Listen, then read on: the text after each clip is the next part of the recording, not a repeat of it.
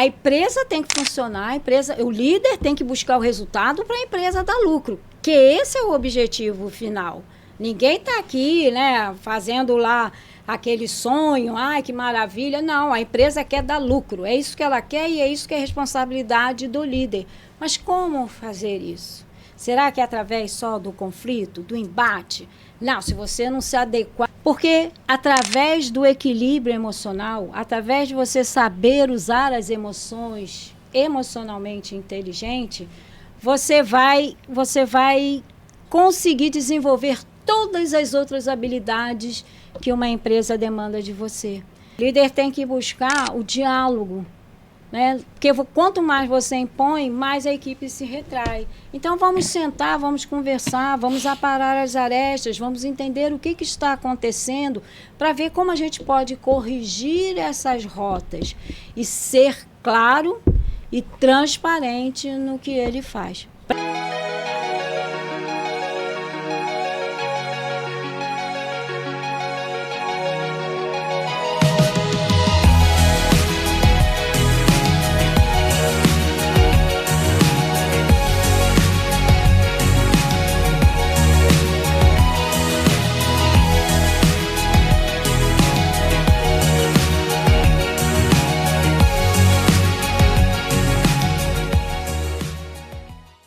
Dizem por aí que o tempo voa. Mas aqui no RH Debate, a gente prefere acreditar em outra coisa, né, Léo? A gente acredita que o tempo constrói. Exatamente, Paulo. Se o nosso primeiro ano foi sobre plantar as sementes e criar raízes fortes, 2026 chega para a gente levantar a estrutura. Estamos entrando agora no segundo ano do projeto com uma missão renovada. A missão de deixar de ser apenas passageiros do calendário, para sermos de fato os arquitetos das nossas carreiras e das nossas equipes. Porque o futuro não é sorte, é o que a gente levanta de pé. Sejam muito bem-vindos à segunda temporada do RH Debate. Eu sou Paulo Rocha. Eu sou o Léo Salgado. E a nossa construção começa agora. Juntinho. Bom, nós temos hoje um assunto bem interessante, que é o líder do futuro e a revolução da mente. Para isso, nós trouxemos como convidada a Márcia Gonçalves. A Márcia, ela atua na área de desenvolvimento humano como palestrante, analista comportamental e coach executiva, ajudando líderes e organizações a construírem ambientes mais conscientes, humanos e produtivos. Você quer dar continuidade? Vamos lá. Sejam bem-vindos a mais um RH Debate Podcast, agora no nosso segundo ano. Eu, Léo, junto com o Paulo, vamos explodir a cabeça de quem ainda acha que gestão de pessoas só se faz com números. A nossa convidada tem uma frase que devia ser tatuada na testa de todo gestor. Equipe não é uma planilha, é emoção. Ela vem nos ensinar porque o cérebro do seu colaborador pode estar boicotando ou alavancando os resultados da sua empresa. Com a gente hoje, a mulher que traduz a biologia para o RH, Márcia Gonçalves. Seja bem-vinda, Márcia. Obrigada. Uma breve apresentação para o nosso público, por favor.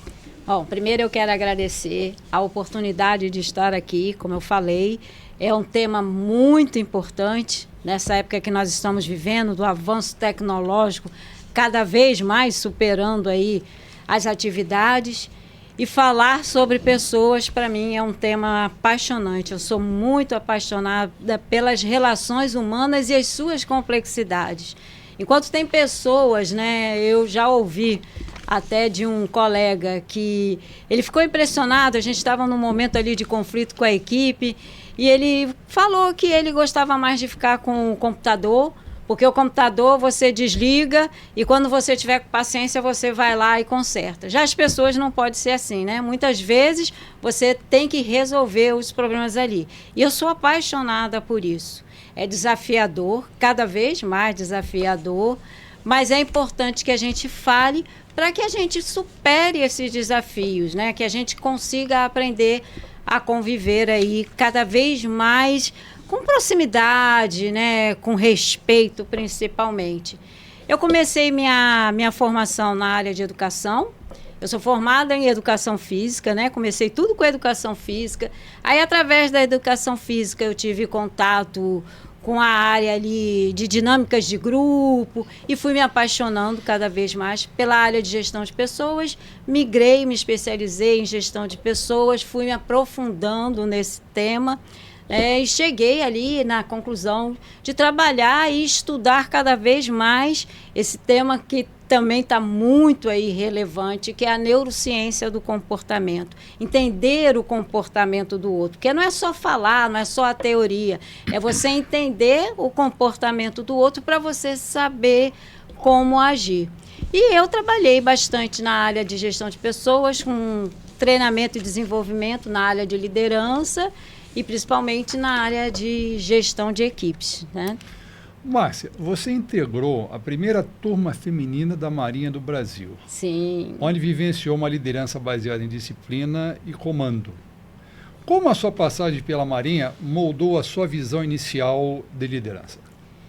Então, eu sempre pratiquei muito esporte, né? E o esporte, ele ensina a gente a ter disciplina, a ser uma pessoa que tem ali o respeito pelo outro, respeito pelo adversário, respeito pela hierarquia. E a Marinha, como as Forças Armadas, só trouxe esse reforço, né, nas minhas habilidades, nos meus comportamentos, de entender, né, que eu entendo hoje que isso está muito em falta, que respeitar o outro, respeitar as coisas, respeitar os processos, respeitar as pessoas é muito importante. E nas Forças Armadas, a gente tem muito aquela questão da liderança mais autocrática, né? Aquela liderança que é até mais fácil. Eu mando, você obedece, faça isso, faça aquilo, quero isso, quero aquilo. E ninguém reclama, não é como hoje, né? Que a gente faz as coisas, fala as coisas e tem sempre alguém replicando, contestando. E nas Forças Armadas a gente não tinha isso, né? A gente recebia a ordem e tinha que fazer. Mas isso foi mudando, né? E eu acredito que hoje, né, as pessoas que chegam para trabalhar nas Forças Armadas, elas encontrem ali uma liderança mais flexível, né? Porque a mais aberta ao diálogo. Mas essa liderança que todo mundo fala, né? Ah, nossa, é horrível isso, mando, você obedece, não sei o quê. Mas ela é importante, sabia que ela é importante? Porque em momentos de crise, essa liderança, ela é essencial, porque é isso que o liderado espera do seu líder em momentos de crise. Que ele direcione a equipe, que ele diga à equipe o que fazer, que não se torne aquele tumulto. Ah, e agora o que eu faço? Não, tem um líder ali para dar os comandos, para que a equipe saiba como resolver aquela situação, como resolver e sair daquela crise. Então é muito importante, esse estilo de liderança é muito importante. Mas teve um momento que você começou a entender que esse estilo de liderança não é o todo, né? Então, isso. Quando foi esse momento que você começou a ver que esse estilo é importante, mas que tem que haver um outro tipo também de liderança no mercado corporativo, principalmente? Aconteceu primeiro comigo, primeiro como liderada. Eu sempre fui uma pessoa responsável, eu sempre me dediquei, sempre quis fazer as coisas, atingir os objetivos, sempre tive isso nas minhas relações profissionais. Só que o que aconteceu, né? Eu comecei a receber muita ordem. Faça isso, faça aquilo. E aí eu fui me sentindo diminuída, aquela questão, né? Eu estou recebendo, eu tenho que fazer o que o outro quer. Mas será que eu não tenho capacidade também de eu mesmo, né, sair daquele contexto, encontrar um caminho? E fui me sentindo incomodada, fui me sentindo ali meio perdida com aquele estilo de comando, de liderança. E eu saí da Marinha, fui trabalhar em outras empresas e encontrei esse estilo de liderança em outras empresas. E aí ficou mais claro para mim que eu me sentia ali muito super protegida, muito sem conseguir colocar as minhas ideias, porque só vinha de cima, só vinha de cima. E aí eu fui percebendo que aquele estilo de liderança não era um estilo de liderança tão ideal, principalmente quando você tem uma equipe mais madura, uma equipe que caminha sozinha, uma equipe que tem ali a facilidade de encontrar as soluções, a facilidade de encontrar os caminhos. E aí aconteceu comigo uma coisa muito interessante. Quando eu me tornei líder, quando eu comecei a minha vida de líder, eu passei justamente por isso. Eu repliquei esse estilo de liderança com uma colaboradora que estava comigo, que estava na minha equipe. Uma tarefa que eu passei para ela e eu determinei passo a passo do que tinha que ser feito, né? E ela se transformou, nós éramos muito próximas, tínhamos uma relação muito boa. E ela se fechou, ela se travou. E aquilo me chamou a atenção, porque que aquela mudança de comportamento. E aí eu a chamei para conversar e o que aconteceu? Ela me explicou, por que você está mandando eu fazer as coisas? Você não confia em mim? Você não sabe que eu vou fazer? E aquilo me abriu assim a mente para o que eu estava replicando, aquilo que eu estava questionando lá atrás, eu acabei replicando dentro da minha equipe. E ela era uma pessoa, uma profissional que tinha condições completas de fazer aquela atividade só ali com um acompanhamento, né, para que as coisas saíssem realmente como se precisava ser feito, mas que ela poderia caminhar sozinha. E ali eu entendi que dependendo da maturidade da equipe, porque não são todas as equipes, não são todos os profissionais, alguns você tem que acompanhar de perto, mas outros você pode falar assim, vai que eu estou contigo, eu sigo com você e nós vamos caminhar juntos. Então foi ali que eu comecei a trazer um outro estilo de liderança para o meu trabalho. Qual foi a principal mudança de mentalidade que transformou a sua forma de liderar ao longo da vida? Foi exatamente isso, buscar encontrar no outro a sua capacidade, né? Não eu ditar, não eu controlar, porque liderar, eu entendi que liderar não é comandar, não é controlar, não é microgerenciar, né? Liderar é você inspirar, é você acompanhar, estimular o outro a crescer atrás dos objetivos, em busca dos objetivos, buscar o crescimento tanto profissional, e esse crescimento profissional leva ao crescimento pessoal. Então, quando eu comecei a perceber, porque é o que eu falo, né, nos meus treinamentos, que quando as pessoas assumem um cargo de liderança, elas acham que vão fazer tudo certo. E eu falo, não vai. Você vai aprender caminhando. Porque a gente estuda, lê livros, né, participa de palestras, de treinamentos, mas ali na prática, no dia a dia, é que você vai ver o seu caminhar. E foi o que aconteceu comigo. Foi ali que eu percebi, com esses acontecimentos, eu comecei a perceber que realmente o que funcionava mais diante das equipes, né, com as quais eu convivia, era esse estilo de liderança mais próximo, que é o que a gente chama hoje de liderança mais humanizada. Porém, e aí eu falo para o pessoal, né, que eu sempre digo nos meus treinamentos, liderança humanizada não é esquecer o objetivo, o propósito do que a empresa espera de um líder. É você ter o respeito humano, mas sempre com o foco de entregar o resultado. Porque o líder, ele é o responsável por essa entrega do resultado. É isso que a empresa, que a instituição espera de uma liderança. Agora, só complementando isso que ela está falando, existe uma diferença fundamental entre um regime militar de quartel e um regime civil de empresas. A diferença, a básica é a seguinte: você pega um quartel, por exemplo, tem 1.000 soldados. Então, você tem 1.000 homens armados e você tem um comandante. É 1 contra 1.000. Se não houver uma disciplina muito rígida, você perde o controle, porque você não conhece o passado de todos aqueles que estão ali. Sim. Então, no caso militar, você acha que funcionaria essa liderança mais humanizada e tudo mais? Então, vou te contar o que aconteceu comigo. Quando eu comecei a trabalhar como líder dentro da Marinha, dentro das Forças Armadas. A gente já tinha um agravante, porque fiz parte da primeira turma de mulheres na Marinha.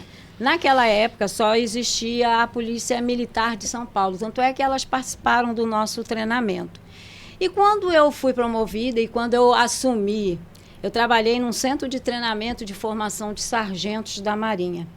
E, na época, era aproximadamente isso, de 400 a 500 homens, cabos, que vinham para o treinamento. E eu assumi aquilo.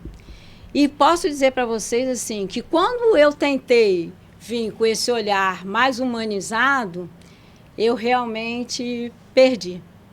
Porque tinha a condição de que eu era mulher, eles não estavam acostumados com isso.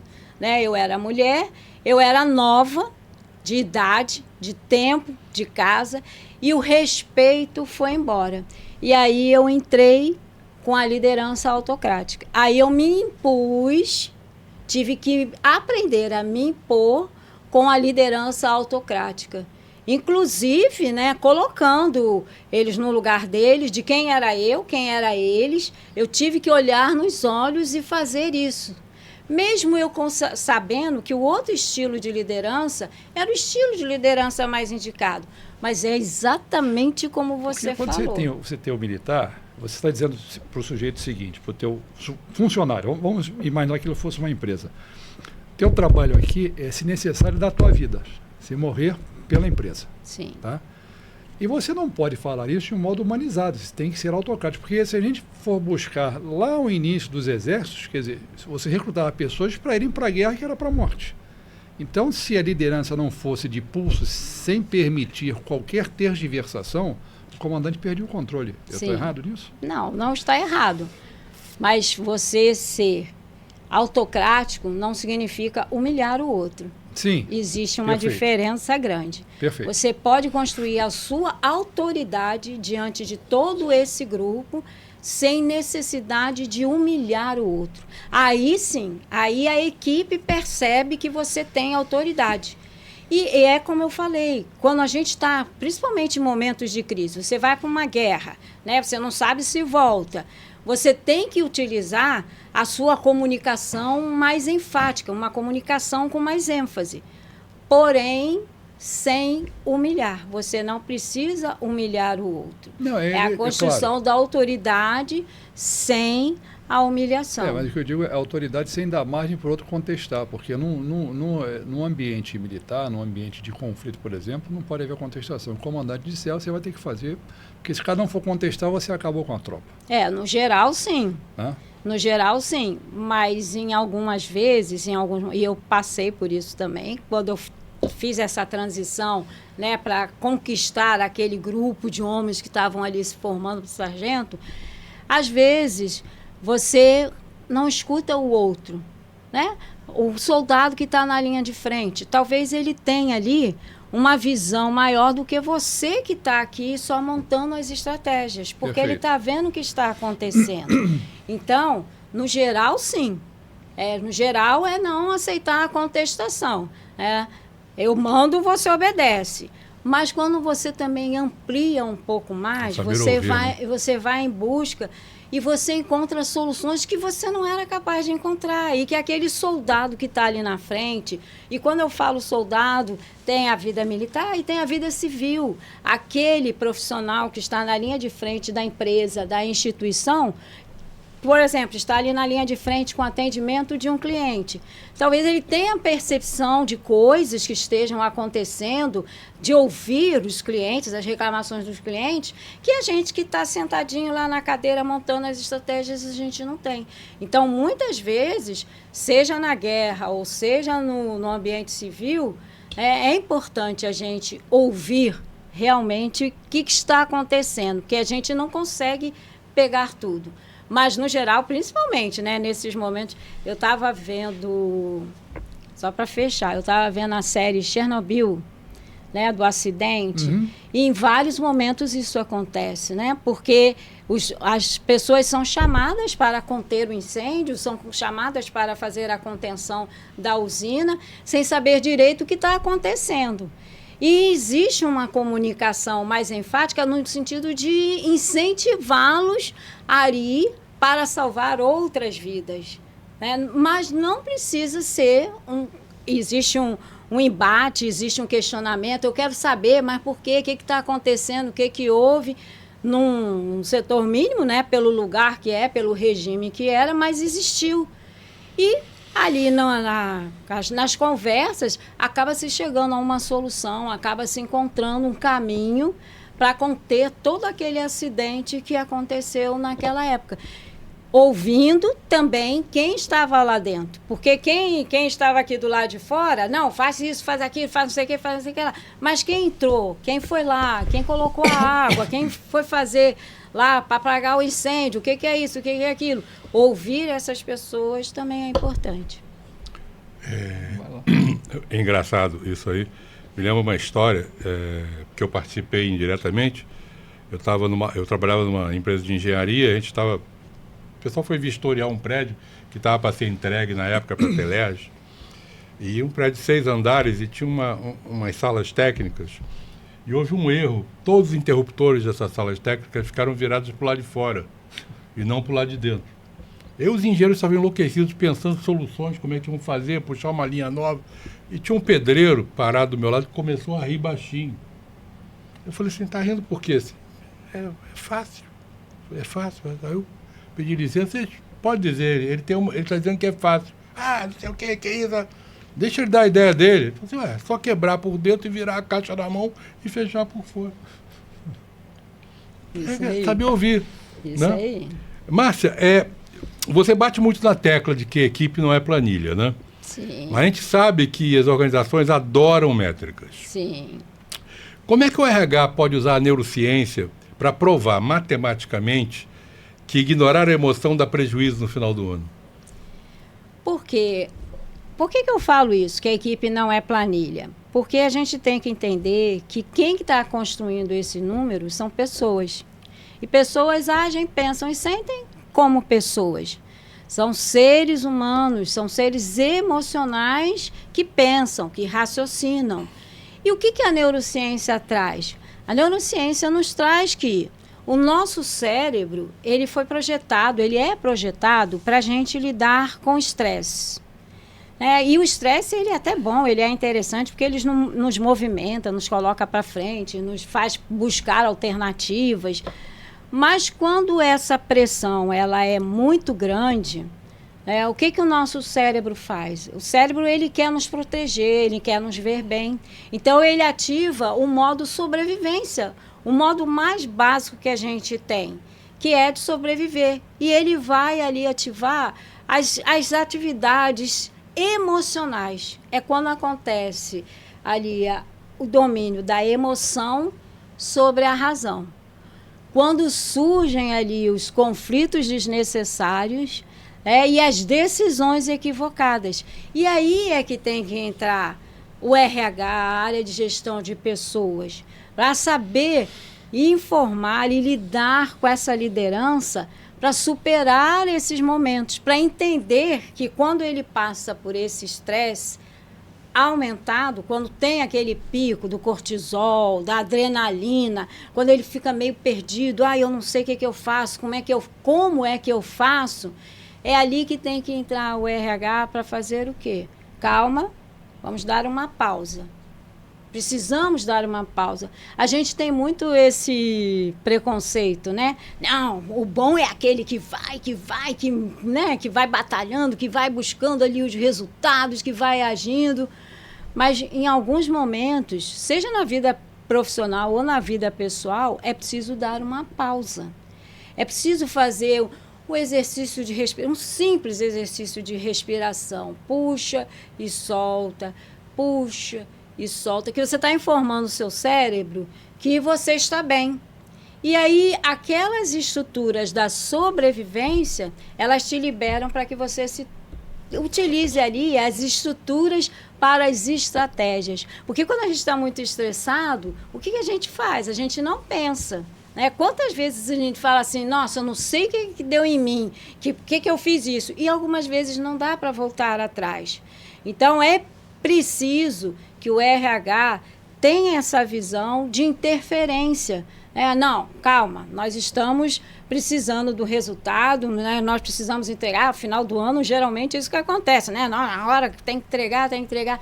Mas será que não é preciso dar uma pausa para que a gente possa se recompor emocionalmente e utilizar a emoção em equilíbrio com a razão? Para que a gente possa buscar as soluções adequadas, para que a gente possa buscar as estratégias adequadas. Então, a neurociência, ela traz muito isso, da questão de você utilizar as estruturas certas, cerebrais, para que você possa se construir diante dos desafios, porque trabalhar é um desafio, viver é um desafio. Todos os dias, desde que você acorda até o momento que você vai dormir, quantos desafios a gente enfrenta ao longo do dia. E a neurociência, ela traz isso, que temos que aprender a conviver e superar esses desafios de uma forma inteligente emocionalmente. Em cima disso aí que você falou, quais são, na sua visão, os novos saberes mentais que serão indispensáveis para o líder do futuro, dentro desse contexto que você colocou agora? Nossa, isso é bem visível já para todos. A gente fala muito em tecnologia, em avanços tecnológicos, né?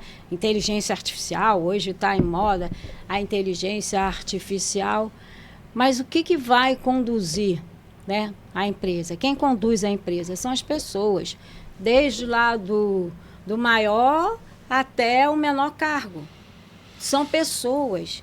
E nós temos que aprender a lidar com essas pessoas. O líder precisa aprender, mais do que nunca, a lidar com essas pessoas. Primeiro, ele precisa construir a empatia. Por quê? Para eu entender o outro, eu tenho que trabalhar a empatia. Eu tenho que ser um líder empático. E aí entra uma questão também que muita gente fala. Eu já passei por um treinamento em que o participante ele trouxe essa questão. Mas aí eu tenho que parar tudo porque, né, aquela pessoa ali está passando por um problema. Não é isso. Não é isso. E seu papel não é esse. E a empatia boa não é essa. Não é a empatia que você vai pegar no colo. Algumas vezes você precisa até pegar no colo, acolher, mas depois soltar. Porque a empatia é a gente colocar essa pessoa, entender o que ela está passando. Você não vai sentir o que ela está sentindo, mas você vai entender o que ela está sentindo e poder ajudá-la a atravessar aquele período, sem perder o foco no que a empresa, no que a instituição espera de você, que é o quê? O resultado. Então, a empatia é uma habilidade essencial, né? A comunicação, né? A comunicação, saber se comunicar, saber como vai falar com o outro, o que vai falar, como vai falar, porque muitas vezes, né, a gente fala aquela máxima, né? Não é o que se fala, mas como se fala que Sim. gera os atritos. E a comunicação é um dos motivos maiores de conflitos entre as pessoas, entre as equipes. Porque muitas vezes eu quero falar alguma coisa, mas o que ele entende é outra totalmente diferente. E a gente vê muito isso hoje em dia. Então, a empatia, a comunicação, a clareza no relacionamento, né? Você está ali presente, ser claro nas suas expectativas com aquele profissional, para que ele se sinta seguro para poder expor as suas ideias, colocar, que ele entenda o que ele está fazendo. Aquela velha máxima também que a gente tem, né? Não é o quê, mas o porquê que faz a diferença. Você vai ter que vender tantos litros aí de álcool, tantos litros de chopp, você tem que vender para a gente ficar bem. Mas por quê? Por que eu tenho que vender aqueles tantos litros de chopp para que a minha empresa fique bem? Qual é o impacto daquelas vendas para o resultado da minha empresa? E principalmente com o impacto daquele resultado da minha empresa na minha vida. Porque aquela empresa, aquela instituição é que garante ali o meu salário. Seja você participante da empresa como funcionário, seja você um empreendedor tendo a sua empresa. São as duas fases que vão fazer com que você consiga se sustentar, viver, cuidar da sua família. Eu costumo falar aquela questão da motivação, né? A gente trabalha, a gente corre atrás do dinheiro, do financeiro, porque temos muitos boletos para pagar. Mas será só isso? Se a gente olhar, por exemplo, o que significa tal boleto. Tal boleto é o plano de saúde para eu dar uma saúde melhor para a minha família. Tal boleto é a escola que eu pago para dar uma educação melhor para minha filha. Então, eu entender o porquê de eu estar correndo atrás do dinheiro para poder, né, dar esse conforto, tanto para mim quanto para as minhas filhas, é essencial. Então, a empatia, a comunicação, a motivação, a clareza das expectativas e, lógico que, para avalizar tudo isso, a inteligência emocional. É a habilidade mais necessária que a gente tem hoje, É verdade. seja na vida profissional, seja na vida pessoal. Quando eu vejo esses atritos que acontecem aí, às vezes, porque pisou ali no pé, estava dançando, pisou no pé, e aí os dois já saem ali no soco, eu fico impressionado, eu fico, meu Deus do céu, o que está faltando muito para que a gente possa lidar com o outro com respeito, com empatia, com uma comunicação assertiva, inteligente, é a inteligência emocional. Para fazer a próxima. E aí, estão gostando? Lembre-se, RH Debates Podcast segundo ano. Se inscrevam, curtam, compartilhem, nos ajudem a fazer o melhor RH para todos vocês. Márcia, pelo contrário, em termos de emoção, a gente sabe que a emoção mais mal regulada afeta bastante a equipe, né? Quais são as mais perigosas na hora de você liderar uma equipe? Olha, eu vou trazer aqui 3 que eu já vivenciei, tanto do lado como liderada, quanto do lado como líder. A primeira, sem dúvida nenhuma, é o medo. Seja o líder medroso e ele repassa isso para a sua equipe. E o que o medo faz? O que o medo faz com a gente? Só pensar, né? Você está ali na rua, caminhando, chegando em casa, de repente você escuta um barulho, você já fica tenso. O que o medo faz? O medo faz a gente retrair, o medo faz a gente parar, a gente travar. E é isso que acontece com a equipe. É isso que acontece com o líder. Quando ele fica com medo de responder pelas suas atividades, com medo de responder pelas suas atitudes, e ele passa a cobrar em exagero da sua equipe, com medo de não entregar o resultado. E o que ele faz com a equipe? Ele trava a equipe. A equipe não consegue mais pensar, a equipe não consegue mais criar, fica com medo de errar. Nossa, se eu fizer isso, vai errar e ele vai brigar e eu posso perder o meu trabalho, eu posso perder o meu emprego. Então, é importante a gente trabalhar com a equipe na base da confiança.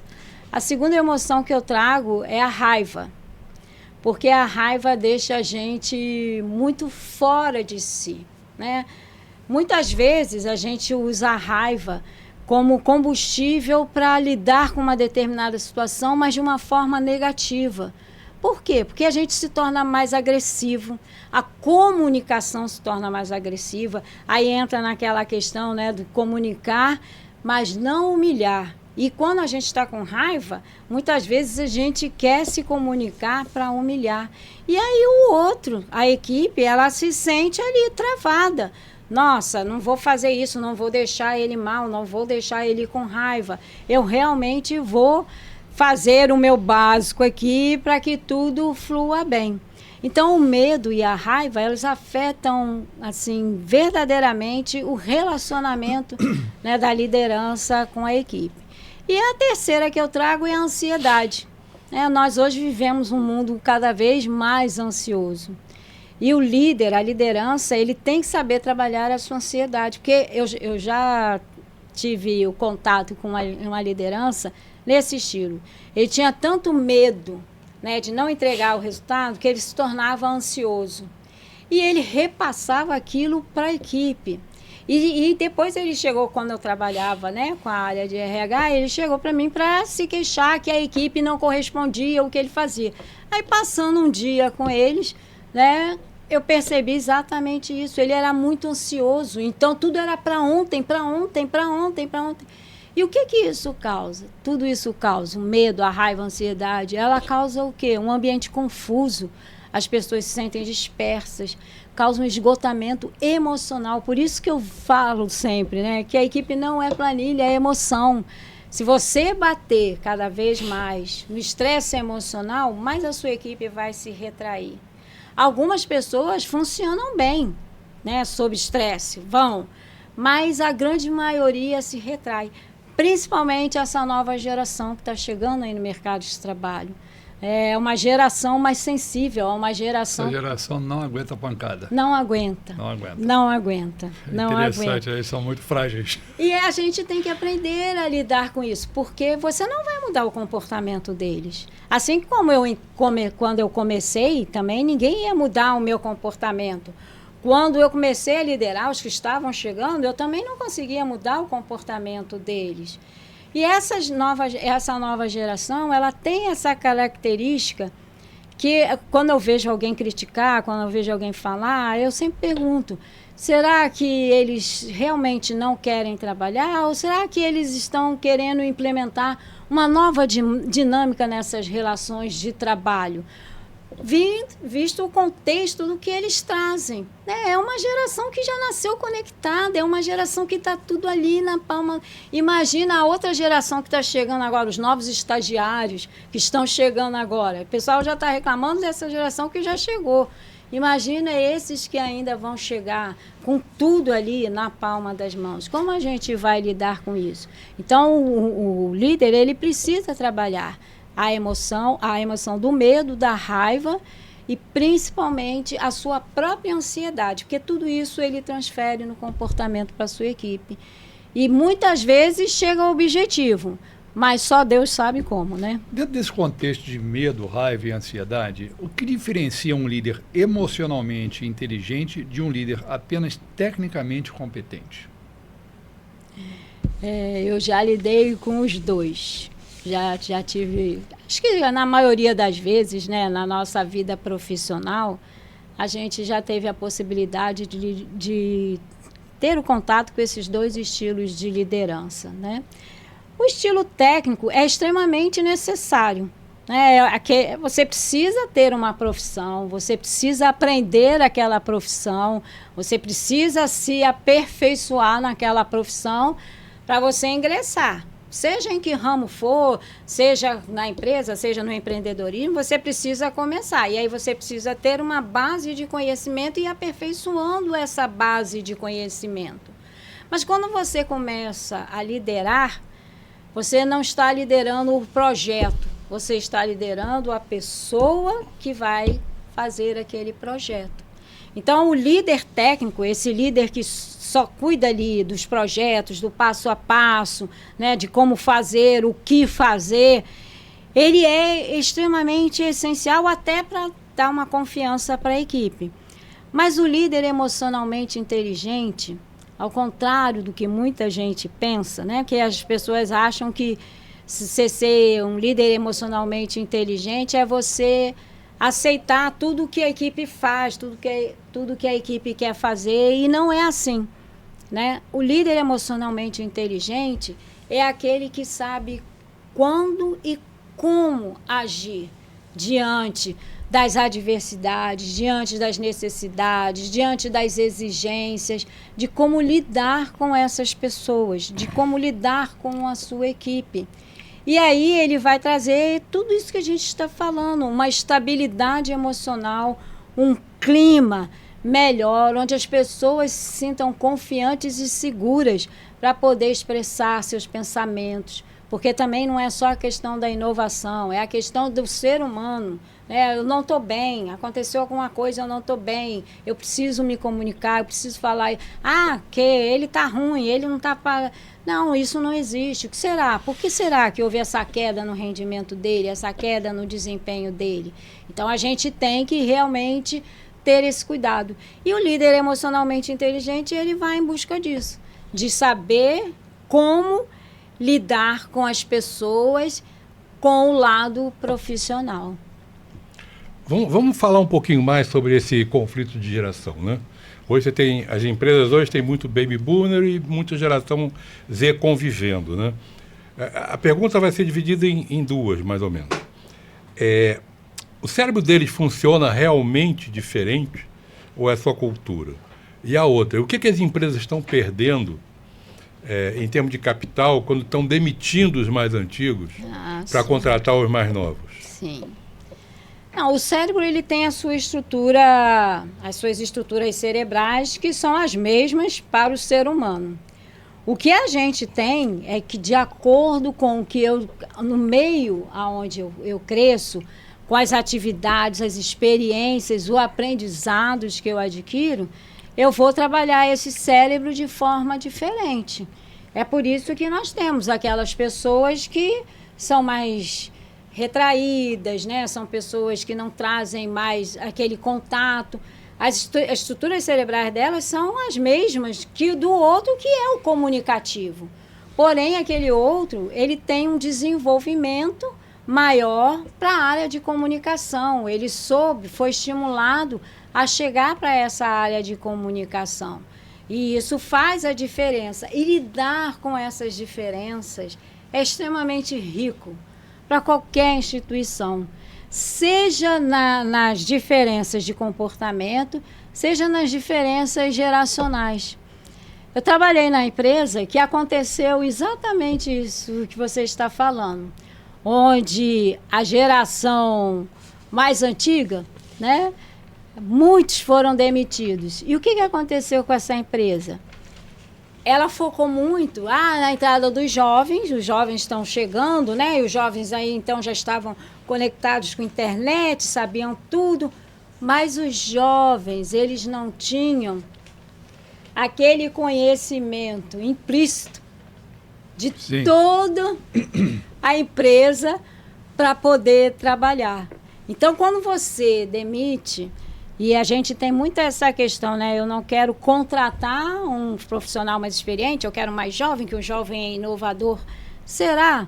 Será que aquele jovem é tão inovador assim? Ou será que ele vai precisar daquele mais experiente para trabalhar aquela inovação de uma forma realista para a empresa? Na verdade, porque o que na verdade, você não consegue capacitar um jovem em experiência, mas consegue capacitar um experiente Perfeito. em IA, em Perfeito. tecnologia, né? Perfeito, é exatamente isso. E o jovem, né, todos nós já fomos jovens. Eu me considero jovem há mais tempo, mas eu sou jovem. Somos todos, né? Isso. E o que acontece? O que acontece? A gente, quando a gente tem uma maior imaturidade, por conta da idade, a gente é muito impulsivo. E a gente vê muitas vezes grandes ideias, mas que não saem do papel. São grandes ideias. Não, porque eu vou fazer isso, vou fazer aquilo, não sei o quê, mas não sabe organizar. Falta diretriz. Isso aí. Às vezes consegue até organizar, mas não sabe dar o laço. Isso final, aí, né? Perfeito. E aí é que entra a experiência para dar esse laço final e as coisas Porque a poderem experiência caminhar. não quer dizer que a pessoa não seja inovadora. Sim. Quer dizer muito mais que, com aquilo tudo que eu aprendi, isso aqui eu sei que não vai dar certo, não adianta eu insistir. Isso aí, perfeito, perfeito. Então, Márcia, voltando aqui ao que está sendo dito, esse contexto todo que é maravilhoso, vocês estão gostando, né? Eu também estou adorando essa conversa. Se inscrevam, com você. curtam e compartilhem. E aprendam. Isso. Como a postura mental do líder influencia diretamente a cultura de uma empresa? Porque eu já passei por duas empresas muito grandes na área de saúde, e é bem interessante porque uma empresa era uma empresa familiar, quer dizer, um fundador que estava lá, quando eu fui trabalhar com eles, e todas as vezes que eu tinha conflito com as pessoas que estavam abaixo dele, eu ia nele. E ele tinha ele é vivo até hoje, tem 103 anos. Ele tinha uma visão do negócio comercial que nenhum outro diretor, vice-presidente, não chegava nem perto dele. Então chegava nele, olha, o problema é esse, vamos fazer assim, assim, assim. E sempre dava certo. E a outra, uma grande seguradora, que é muito impessoal, né? Que você bate num, bate no outro, mas assim, eles a empresa não é deles, eles estão transitórios ali. Isso. Né? Isso faz uma diferença absurda. Com certeza. Então, como é que essa liderança pode ser melhor ou pior dentro desses dois casos? Então, a cultura da empresa, ela é construída ali no dia a dia. Né? Você não pode dizer assim, vamos ter uma cultura assim. A cultura da empresa vai ser relacionada ao que começa lá em cima, ao que eu espero daquela empresa. Seja eu dono, seja eu empreendedor, seja eu sócio, o que eu espero daquela empresa? Eu quero uma empresa mais inovadora, eu quero uma empresa mais humana, eu quero uma empresa focada mais em resultados. Eu estou direcionando a cultura da minha empresa. Porém, de lá de cima, do que eu quero até chegar lá na ponta, passa por diversos caminhos. E o que acontece nesses diversos caminhos? Você passa por diversas lideranças. Alguns líderes absorvem essa cultura mais geral, outros não. Outros trazem a própria cultura, a cultura pessoal do que é liderar, que pode entrar em choque ou não com a cultura geral da empresa.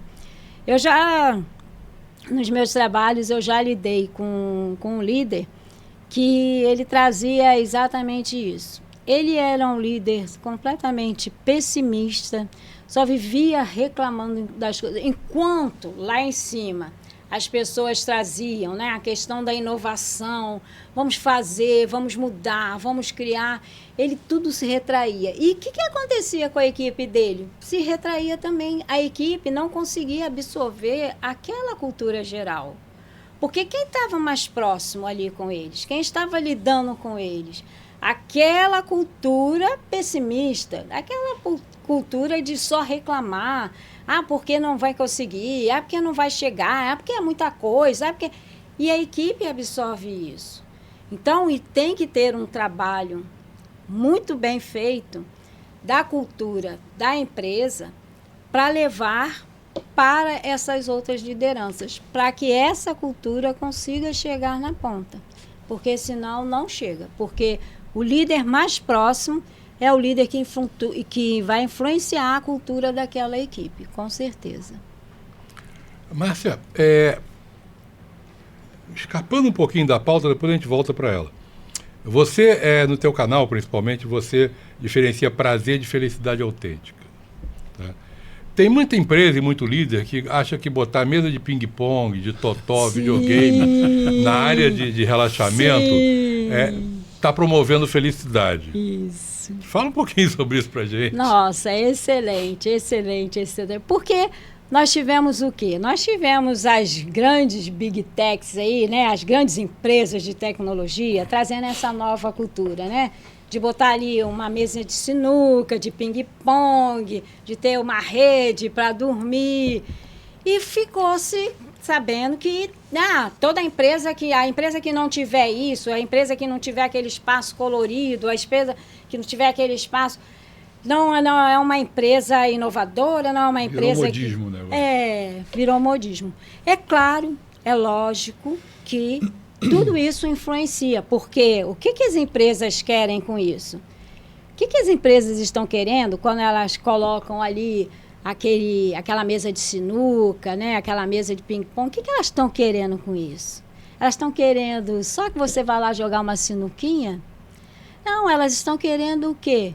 Que você vença, que a gente falou lá no início, aquele estado de estresse, que você tem um momento da sua pausa, que pode ser um momento né, do exercício respiratório, como pode ser um momento de você levantar e ir no banheiro, pode ser um momento de você levantar, tomar um café, pode ser um momento de você levantar e ir ali jogar uma sinuca, jogar um totó, né? Você dá uma parada para que você reencontre o seu equilíbrio emocional e volte com o cérebro mais descansado para que você busque as estratégias. Então, no final das contas, o que todos querem é o resultado para a empresa.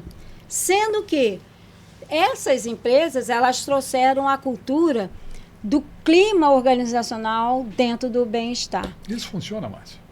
Funciona. Funciona porque as pessoas acabam relaxando, distraindo. Mas sabe o que nas minhas andanças por aí eu encontro que mais funciona? É o respeito. Você não precisa ter uma mesa de sinuca, você não precisa ter uma mesa de totó, você não precisa ter tudo colorido, né? Porque às vezes, engraçado, eu me lembrei agora, eu estava dando um treinamento e uma das participantes, ela tinha um grau de autismo. E aí ela trouxe exatamente isso, que aquele colorido que ela convivia atrapalhava a concentração dela. Então, não são todos que funcionam daquela forma. Mas, se você respeitar o outro, se você respeitar a pessoa, com certeza isso vai ter muito mais efeito do que aquela mesa de totó, do que aquela mesa de sinuca que as empresas colocam. Porque o respeito leva a quê? A criar um clima organizacional bom, a criar um clima organizacional de confiança e dar segurança para que as pessoas possam desenvolver o seu trabalho. Então, o respeito, no meu entendimento, ele é tem muito mais efeito do que ali aquele espaço para que você descanse. Eu fiz essa pergunta a você, se funciona, porque assim, eu estou no método tradicional do trabalho. Sim. Que sempre funcionou bem. Sim. Tem um podcast anterior aqui, em que eu conversava com a entrevistada, que no meu ambiente, que é o ambiente comercial, sempre foi uma briga de foice no escuro mesmo, que é um tentando derrubar o outro, sim, porque sim. Eu vi que você está tratando de algum negócio, eu vou tentar pegar aquele seu negócio para o meu lado, sim. E funcionou, sempre funcionou. A produção sempre, essa disputa fazia a produção aumentar e você estava cada vez mais alerta. Sim. Então, esse negócio de muito relaxamento, de muita yoga, eu não sei se, pelo menos para a área comercial, isso funcionaria. Não sei. Como é que é a sua visão nisso? Então, aí a gente traz aquela questão que a gente estava falando anteriormente, né? Das gerações diferentes. Eu passei por isso. A gente se torna muito mais resilientes, né? Dentro dos ambientes, dentro das adversidades, porque a gente acaba lidando com muitos desafios. Eu tive um outro líder também que ele falou para mim assim, que deu um problema, a empresa tinha um local aqui e atravessando a rua tinha ali uma espécie de filial. Aí na filial deu um problema, né, na impressora. Então o pessoal lá tinha que imprimir nessa aqui, era só atravessar a rua para pegar. O pessoal de lá se recusou a fazer isso. Não, nós não vamos atravessar a rua para pegar. Vocês que consertem a impressora. Enquanto não consertar a impressora, a gente não faz. E o líder veio falar comigo. Ele veio falar comigo, Márcia, o que tem? E se fosse eu, fazia. Se fosse eu brigava ali entre as pessoas. Mas... Se fosse eu, já demitia a equipe, eu botava tudo na rua. Pois é. Então, é isso que acontece. São esses novos pensamentos, essa nova cultura que está chegando, e já está chegando não, que já chegou no mercado de trabalho. E o que a gente faz? Como é que a gente lida com isso? Porque até que consertasse aquela impressora, quanto ficaria prejudicado o trabalho? E aí eu pergunto o seguinte, até onde a empresa deve ceder esses preciosismos? Porque empresa não é lugar de ser feliz, é lugar de você criar alguma coisa e faturar. Sim. Tudo mais é consequência de você faturar, porque se você não faturar, você não tem mais nada. Sim, perfeito. Então, a empresa não pode se entregar, porque o fulano é sensível. Rua. Simples assim. Não tem. Você concorda comigo? Não? Eu acho que é rua. Eu vou botar alguém competente no lugar dele. Sei. Mas o que é ser competente? Exato. O que é ser competente? Obedecer. Não é só obedecer. É você... Por exemplo, eu entender que tudo não vai ser como eu quero. Sim. Eu tenho primeiro eu me adaptar à empresa, não a empresa a mim. Sim. É o primeiro passo. Sim. Então, se eu não me adapto à empresa, eu estou sujeito, mas assim, bonito, ali a porta aí, tá vendo? Já está aberta, pode ir embora. Sim. Né? Por quê? Se todo mundo agir assim, imagina como é que a empresa vai se adaptar à vontade de cada um. Acabou a empresa. Não dá. Eu concordo com você. Eu vi no LinkedIn uma postagem que eu achei muito interessante. Ela é a menina que postou lá, a profissional que postou, ela é analista de RH. E ela estava falando sobre a questão da comunicação, né, dentro do mundo corporativo. E ela trouxe muito a questão da comunicação da geração Z, dessa geração que está aí no mercado de trabalho. E aí ela trouxe lá a questão de como eles se comunicavam. E ela botou lá alguns exemplos de mensagens que ela recebia. Oi, diva. Hoje eu não vou trabalhar porque estou de atestado, tá?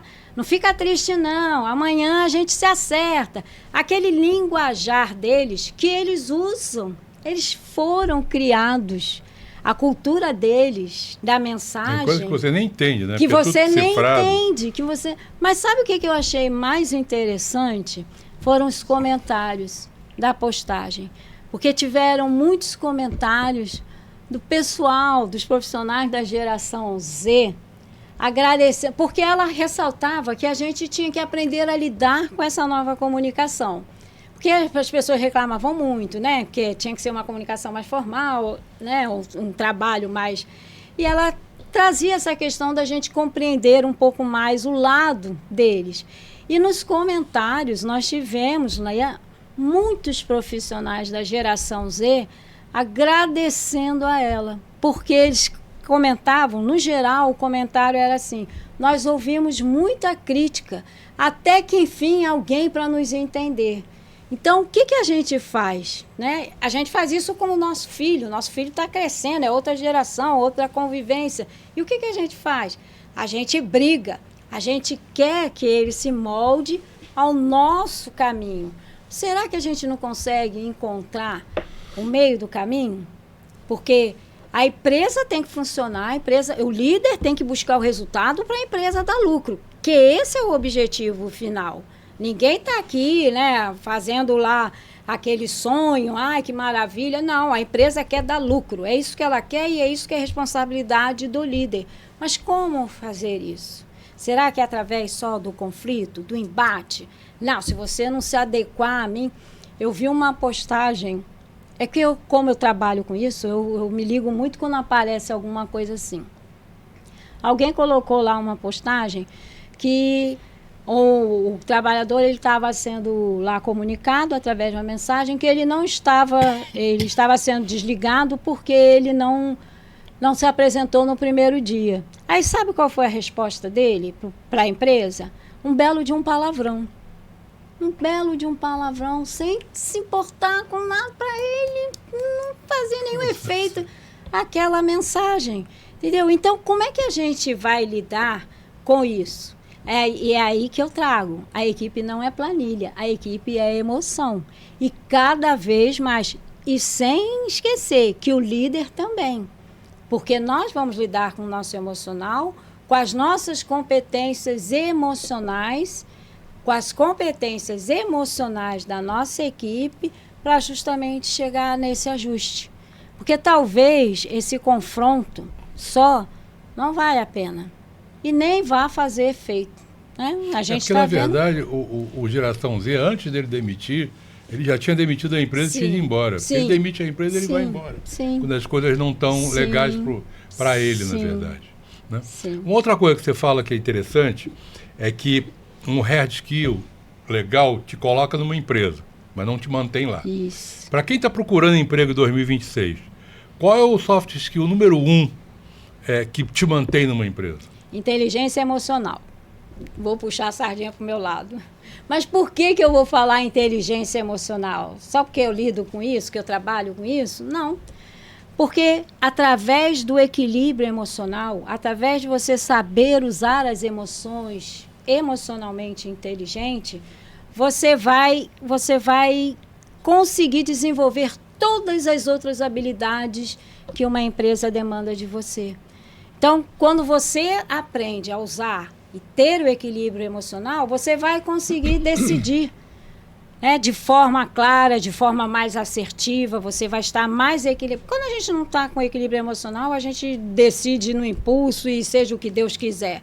Né? Com equilíbrio emocional, não. Com equilíbrio emocional, a gente tem a capacidade, a racionalidade, junto com a emoção, para poder decidir. Você vai poder desenvolver a resiliência. E hoje, resiliência só não é mais suficiente. Você tem que desenvolver a antifragilidade. Você tem que ser uma pessoa que sabe se comunicar. Quando você sabe usar as emoções de forma inteligente, você se conhece e aí você passa a conhecer o outro. E aí você se comunica com o outro como o outro precisa ouvir. Não é como eu quero falar, é como o outro precisa ouvir. Quantos profissionais da geração Z foram agradecer a analista de RH por ela estar compreendendo o lado deles? Então, sem dúvida nenhuma, eu digo que a inteligência emocional, ela é a base, tanto na vida profissional quanto na vida pessoal, porque você aprende a ser um ser humano mais equilibrado. E isso abre o leque para todas as outras habilidades que o mercado exige de você. Então, dentro dessa inteligência emocional que você fala, quais os sinais de um time adoecido e como você pode iniciar um processo de recuperação desse time adoecido? Uma dica, a gente está chegando quase no final, tá? Então o Paulo tem essa pergunta, eu devo ter mais uma e a gente vai caminhando para o final. Então, vou ser bem breve. Eu passei por uma situação na empresa que eu trabalhava, eu fui visitar lá o setor e cheguei lá, estava todo mundo com uma blusa preta. E aí eu cheguei pro gestor e perguntei a ele, né? Nossa, você percebeu? Tá todo mundo de preto. E ele chegou e falou assim, não, Márcia, eu não vi nada não. Ele já estava lá, né? Buscando lá as coisas. Não, tal. Aí eu fui buscar, né? O que estava acontecendo. Eles estavam de luto pela relação com o líder. Como o líder não os ouvia... Eu estava imaginando já isso. O líder não os ouvia, o que eles fizeram? Foram todos de preto, porque estavam de luto para a relação com o líder. E a partir dali a gente fez um trabalho para reverter isso. Então o primeiro passo de uma equipe adoecida é esse. Primeiro, a queda do desempenho. Né? As pessoas não se sentem incentivadas, motivadas para fazer o seu trabalho. Então, elas querem mais desaparecer. Surgem vários conflitos, muitos e muitos conflitos entre as pessoas. O líder não tem mais o domínio sobre a equipe. Né? Ele perde a sua... A gente no esporte, se vocês observarem, né? A gente tem muitos exemplos disso, de como o líder muitas vezes perde o domínio sobre a equipe, porque a equipe está ali, né? Não tem aquela relação. Vestiário, dançou. Perdeu o vestiário, dançou. Na equipe é a mesma coisa, você perdeu a sua equipe, dançou. Ela não vai mais se dedicar a ter o trabalho. Eu vou me dedicar para quê? Para ele ser ali o bom? Eu vou ficar... aí fica cria um clima ruim, um clima de desequilíbrio emocional, voltando a falar que a equipe não é planilha, é emoção, e surgem vários conflitos. E o que o líder tem que fazer nesse momento? O líder tem que buscar o diálogo, né? Porque quanto mais você impõe, mais a equipe se retrai. Então vamos sentar, vamos conversar, vamos aparar as arestas, vamos entender o que está acontecendo para ver como a gente pode corrigir essas rotas e ser claro e transparente no que ele faz, para que a equipe tenha confiança nele. Volte a ter confiança nele. Vou fazer um desafio para você rápido. Você é uma pessoa especialista em perfil, né? Sim. Analisando rapidamente aqui, quem é o dominante, quem é o influenciante?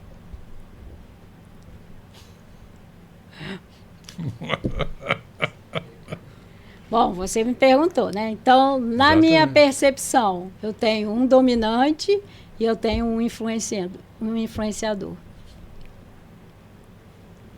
precisa nem falar, tá bom. Márcia, que aula.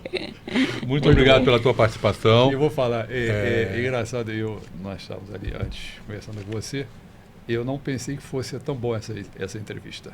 Muito obrigado pela entrevista. Nossa, Excelente. eu que agradeço. Olha. Vou deixar você se despedir para os nossos ouvintes e telespectadores, né? Porque tem imagem, para a gente poder estar encerrando nós o estamos, nosso RH não Debate esqueça, nós Podcast. estamos na TV Mais, que ocupa todo o Rio Grande do Sul.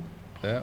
O RH Debate hoje não é mais só YouTube, também já estamos na TV Mais e quem sabe teremos outras novidades para esse ano. Márcia, por favor. Bom, o que eu quero deixar de mensagem para vocês é exatamente isso. Busquem os seus aprendizados técnicos, consigam ali, se aperfeiçoem nas suas áreas, na sua empresa.